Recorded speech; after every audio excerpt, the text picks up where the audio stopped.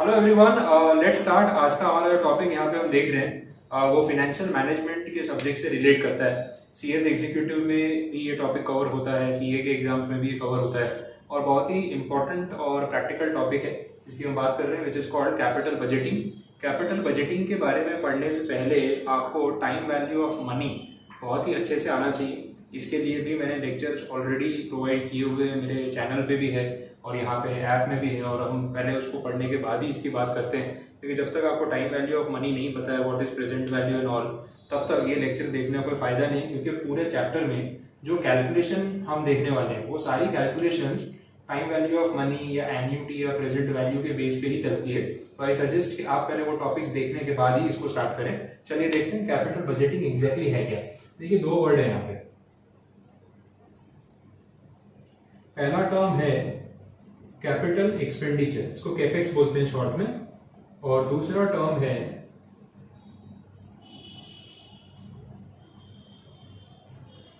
Budgeting.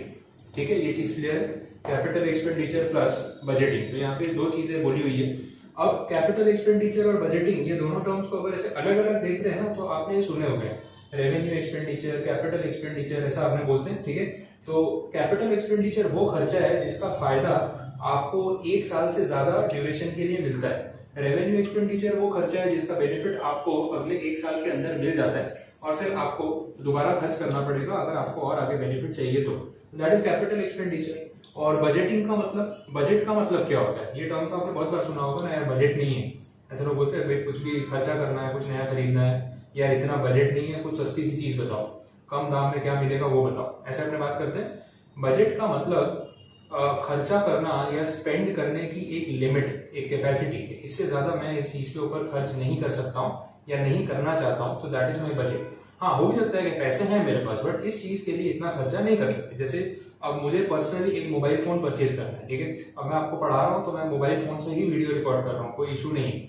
अब मुझे एक मोबाइल फोन परचेज करना है तो प्रेफरेंसेस अलग अलग है। जैसे यंगस्टर्स होते हैं, पेरेंट्स फोन दिला रहे हैं तो फिर अच्छा फोन चाहिए, महंगा फोन चाहिए, तो वन प्लस चाहिए, आईफोन चाहिए, अलग अलग सबकी रिक्वायरमेंट, सैमसंग चाहिए, तो सबका अपना बजट होता है। अब आपको अगर पेरेंट्स फोन दिला रहे तो अच्छा फोन डिमांड कर भी सकते हो, शायद वो दिला भी दें, तो बहुत सारे लोग परचेज करते भी हैं, तो उनकी एक लिमिट होती है। 50,000 का होगा, अपना टेंशन नहीं, अपने ले लें। ठीक है, अब मुझे जब पर्सनली मेरे लिए मोबाइल फोन खरीदना होता है, मेरा बजट होता है 15,000, 15,000 ओनली।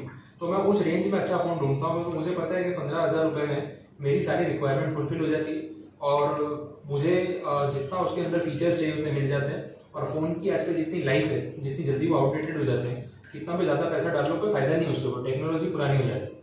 बेटर ये है कि भाई एक रीजनेबल खर्चा आप करो। ऐसा नहीं है कि 50,000 का फोन लेना हो, एक बार के लिए लेना ही पड़े तो मैं नहीं ले पाऊंगा, शायद मैं अमाउंट अरेंज कर भी लूंगा, बट नेसेसिटी नहीं है वहां पे उतना खर्च करने की। तो बजट का मतलब ये है कि मैक्सिमम आप कितना पैसा किसी भी पर्टिकुलर वेंचर पे, किसी चीज पे, किसी प्रोडक्ट पे, किसी सर्विस पे स्पेंड कर सकते हो और स्पेंड करना चाहते हो। ठीक है, लिमिट सेट करना, दैट इज कॉल्ड बजटिंग। तो ये दोनों टर्म्स को मिला के हम बात कर रहे हैं, और जब ये दोनों ऐड हो जाते हैं तो मेन टर्म बनता है जिसको हम बोलते हैं कैपिटल बजटिंग। आगे समझ में। अब यहाँ पे कैपिटल बजटिंग की बात हम कर क्यों रहे हैं वो समझो। दो चीजें हैं, एक तो जब आप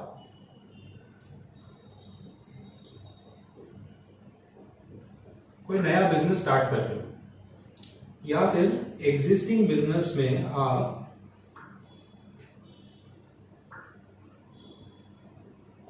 एक्सपांशन कर रहे हो, ठीक है, तो इस टाइम पे आपको बजटिंग करने की जरूरत पड़ सकती है।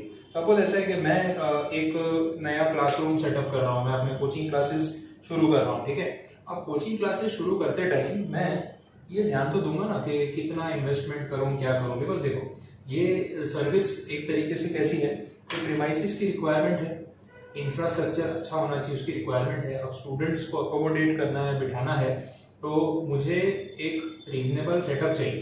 भाई व्हाइट बोर्ड चाहिए, एसी चाहिए, ट्यूबलाइट चाहिए, फैन चाहिए, प्रॉपर बेंचेस चाहिए, ठीक है, आने जाने की जगह चाहिए, थोड़ा डिसेंट कलर होना चाहिए, ब्राइटनेस होनी चाहिए। तो ये सारी चीज़ों का खर्चा लगेगा। ठीक है, अब स्टेशनरी कॉस्ट एंड वो सब तो लगने ही वाला है।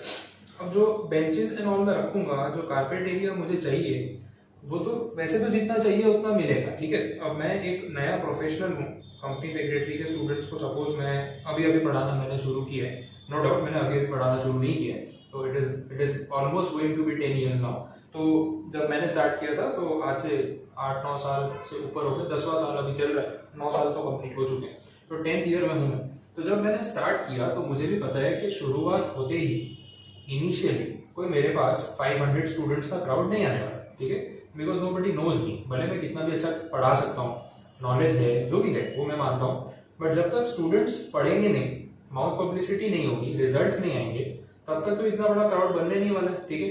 तो अभी से मैं इतना इंफ्रास्ट्रक्चर ले लूँ कि हाँ फ्यूचर में तो 500 क्राउड बन ही जाएगा, टेंशन नहीं भाई। वो फ्यूचर में तो 10 साल लग सकते हैं, 15 साल लग सकते हैं, तो क्या मैं अभी से 500 लोगों के बैठने की जगह बना के रख दूं क्या? अभी तो मैं सोचूंगा यार एक छोटी सी क्लास चाहिए, अपने को 5, 10, 15, 20 बच्चे पढ़ाने हैं अभी, और इंडिविजुअली हम 2 लोग पढ़ा रहे हैं, सपोज मैं हूँ, मेरे फैकल्टी है, पार्टनर है, टीम मेंबर है, तो 2 क्लास ले लेते हैं छोटी छोटी, 10-10, 15-15 बच्चे बैठे होंगे, तो इट इज ओके। कोई बड़ा इंफ्रास्ट्रक्चर नहीं चाहिए, क्यों? क्योंकि रेंट लग रहा है, जगह किराए पे लेनी पड़ेगी, जितनी बड़ी जगह होगी बेंचेस लगानी पड़ेगी, एक एक बेंच का भी कॉस्ट लग रहा है, जितना बड़ा एरिया होगा, एसी मुझे उतने ज्यादा या उतनी हेवी कैपेसिटी के लगाने पड़ेंगे, number of electrical points, lights, fans ज्यादा लगाने पड़ेंगे, व्हाइट बोर्ड बड़ा लेना पड़ेगा, स्पीकर लगाने पड़ेंगे, माइक लेना पड़ेगा, तो खर्चा बढ़ता जाएगा ना।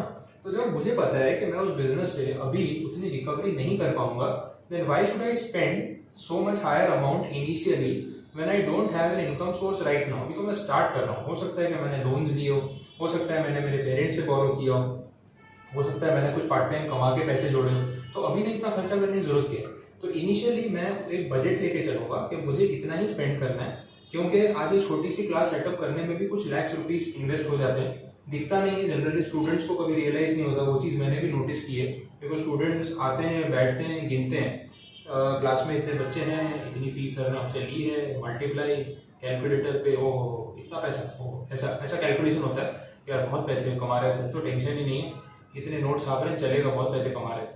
बट एक्चुअली में एक छोटी सी प्रीमाइसेस को स्टार्टअप करने में जो इन्वेस्टमेंट लग जाता है, वो इन्वेस्टमेंट हमें पता है छोटी छोटी चीज़ों में कितना खर्चा हो रहा है, तो वो अफोर्डेबल नहीं होता कितनी बार, और बहुत सारे लोग अपनी कैपेसिटी के हिसाब से प्रीमाइसेस लेते हैं, वो ऑब्वियस है, बड़ी जगह फालतू में लेके कोई नहीं रखेगा। आज कितनी बार होता है मेरे पास एक क्लास एक्स्ट्रा होती है ना, तो मैं वो शॉप छोड़ देता हूँ कि भाई अब इसकी जरूरत नहीं है, अपना काम इतने में चल रहा है, अननेसेसरी उसका किराया क्यों भरें, बिकॉज 15-20-25,000 से नीचे कुछ रेंट नहीं होता है, तो आप पूरे साल का गिनोगे तो कुछ लाख रुपीज हो जाएगा, उसका इलेक्ट्रिसिटी का बिल, उसका म्यूनिसिपल कॉर्पोरेशन का टैक्स, सोसाइटी का कॉम्प्लेक्स का मेंटेनेंस, ये वो सब करते करते कितना कॉस्टली हो जाता है, और आप जगह का 1 रुपए का भी यूज नहीं कर रहे हो, तो that calculation is capital budgeting. तो मैं जब नया बिजनेस स्टार्ट कर रहा हूँ तब तो मैं दिमाग लगाऊंगा कि अभी मैं इससे कितना रिकवर कर सकता हूँ, मतलब 6 महीने में, 1 साल में, क्वार्टर में कितनी रिकवरी हो सकती है, तो उसके हिसाब से मैं इन्वेस्टमेंट करूंगा, ठीक है।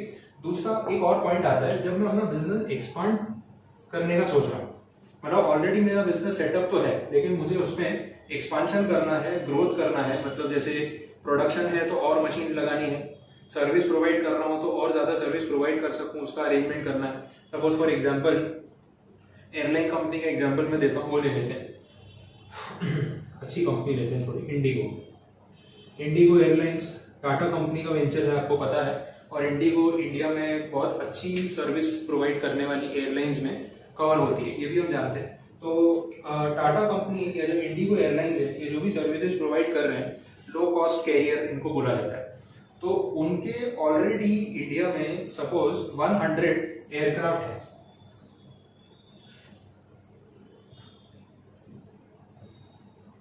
and they are now planning to expand this and add up more 25 aircrafts, और टोटल टैली उनको लेके जाना है 125। अब ये डिसीजन बहुत बड़ा डिसीजन है, 25 एयरक्राफ्ट, एक एरोप्लेन कितने का आता है, अपने जैसा आम आदमी तो 4 व्हीलर अफोर्ड कर रहा है, बड़ी बात है, एयरक्राफ्ट तो अपने बस में नहीं है, उसमें ट्रैवल करना भी महंगा लगता है। तो जो कंपनी 25 एयरक्राफ्ट खरीदने का सोच रही है, कितने 100 करोड़ का इन्वेस्टमेंट होगा इसमें, ठीक है, ये चीजें। तो क्या ये करने से पहले वो एक भी बार सोचेंगे नहीं, कैलकुलेट नहीं करेंगे कि क्या ये 25 एयरक्राफ्ट का पैसा रिकवर हो भी पाएगा या नहीं? ऑब्वियसली वो कैलकुलेट करेंगे, और बिना कैलकुलेशन के रफ डिसीजन नहीं होता।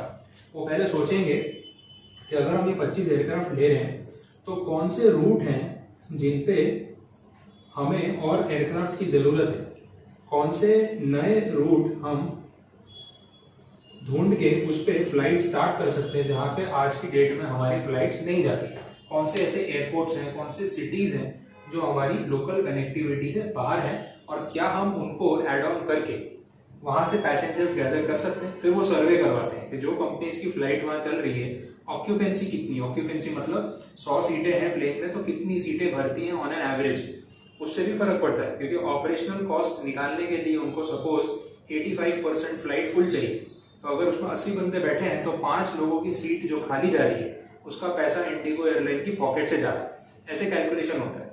तो जो पर किलोमीटर उनका flying cost, fuel cost, airport charges, ये वो सब देने होते हैं, वो सब गिनने के बाद अगर कुछ पैसा रिकवर होने वाला है तो इसमें खर्चा करने में फायदा है। ठीक है, तो इस चीज को गिनना एक्सपांशन के लिए, that is called capital budgeting. और अगर आपको लग रहा है कि जितना आप खर्चा कर रहे हो उतनी रिकवरी नहीं होने वाली है, then no meaning of expanding, better है जितना है उतना चलने दो। जैसे अभी कोरोना में लॉकडाउन की सिचुएशन थी, ऑलरेडी फ्लाइट्स बंद है, हालत खराब है एयरलाइन कंपनीज की।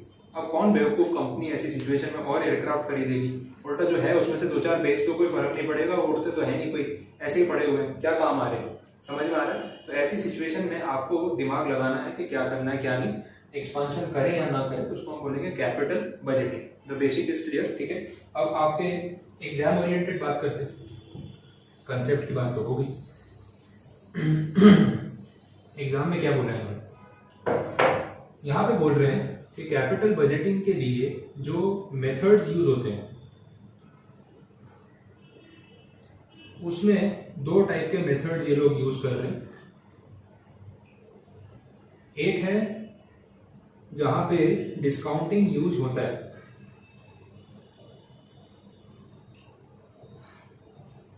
और एक है जहां पे डिस्काउंटिंग यूज नहीं होता है। डिस्काउंटिंग मतलब जो टाइम वैल्यू ऑफ मनी में हमने देखा, प्रेजेंट वैल्यू निकालना, इंटरेस्ट कॉस्ट को हटाना, वो वाला। और डिस्काउंटिंग यूज करके जो मेथड्स वो लोग लेके आए हैं उसमें पहला है नेट प्रेजेंट वैल्यू, इसको बोलते हैं एनपीवी। दूसरी मेथड है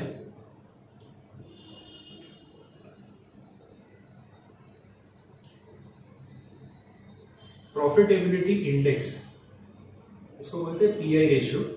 इसका एक और नाम भी है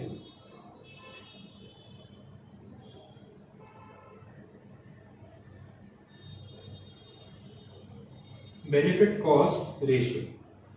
ठीक है, तीसरा है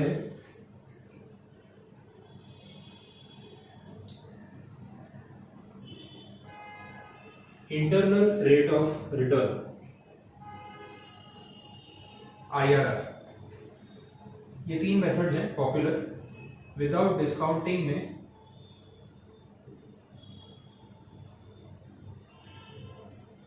payback period method, payback period के बाद एक है, इसको बोलते हैं अकाउंटिंग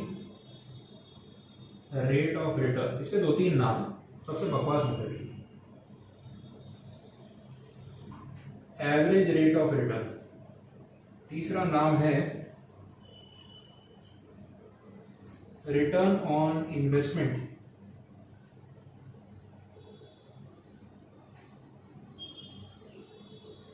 ROI मेथड। आप देख लो एक बार आराम से। ठीक है, तो ये सारे मेथड्स हैं यहाँ पे।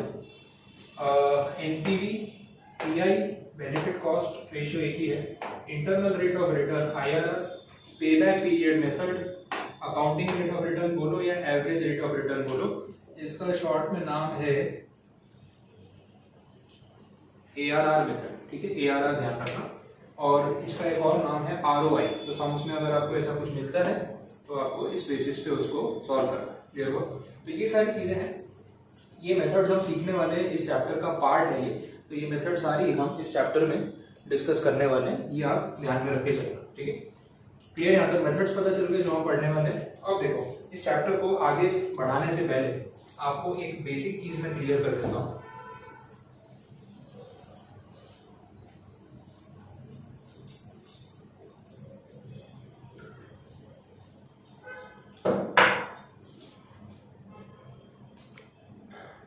हाँ, देखो जनरली फाइनेंस में, अकाउंट्स में, हम हर चीज में फोकस करते हैं on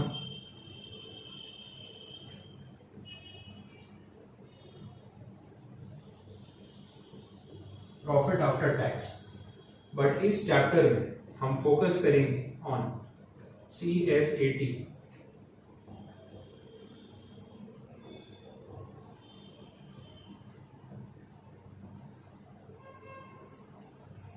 cash flow after tax. ठीक है, तो दिस इज द रीजन।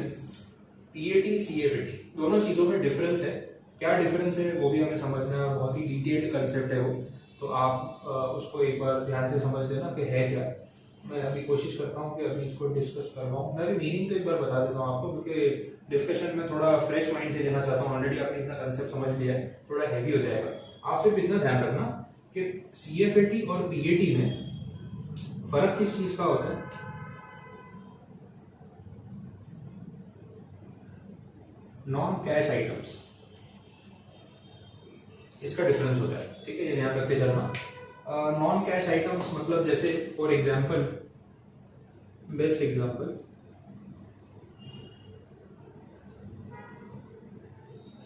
वो खर्चा जो क्लेम तो करते हो बट कैश में होता नहीं। ठीक है, प्रॉफिट आफ्टर टैक्स में आप डेबिट क्लेम करते हो, CFAT में आपको नहीं करना है। तो आप जब इसमें से डेबिट का अमाउंट या उसका इफेक्ट हटाओगे तो आपको कैश फ्लो आफ्टर टैक्स मिलेगा, बट एग्जैक्टली कैसे हटाना है उसमें भी ट्विस्ट है, और वही हमें अगले लेक्चर में देखना है। तो जो नेक्स्ट लेक्चर में आपका स्टार्ट करूंगा ना, उसमें मेरा मेजर पोर्शन ये पॉइंट रहेगा, जितना भी कैलकुलेशन इसके लिए जरूरी है, क्योंकि this will take another 10 to 15 minutes, so मुझे जल्दी नहीं करनी इसमें, और आज के लिए हमने इसमें काफ़ी सारी चीज़ें देख ली। तो एक बार हम इसी से शुरुआत करेंगे और फिर वो मेथड्स पे जाएंगे जो मैंने आपको इसके पहले बताया। तो आई होप यहाँ तक आपको एक बेसिक कंसेप्ट, एक इंट्रोडक्शन समझ में आया होगा कि कैपिटल बजटिंग का जो कंसेप्ट है वो किस तरीके से काम करता है। तो कोई भी क्वेरी हो इसके रिगार्डिंग तो आप पूछ सकते हैं।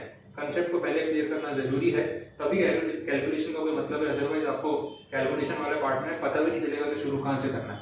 तो ये सिर्फ गिनने वाला और मजदूरी करने वाला टॉपिक नहीं है, दिमाग लगाने वाला टॉपिक भी है। और आपके एग्जीक्यूटिव के पेपर में तो ये MCQ बेस्ड है, बट उतने इजी MCQ नहीं होंगे कि आप बिना कंसेप्ट समझे उसको सॉल्व कर लें। यहाँ पे जितनी मेहनत करोगे MCQ आपको उतने ही इजी और उतने ही सिंपल लगेंगे। ठीक है, थैंक यू सो मच।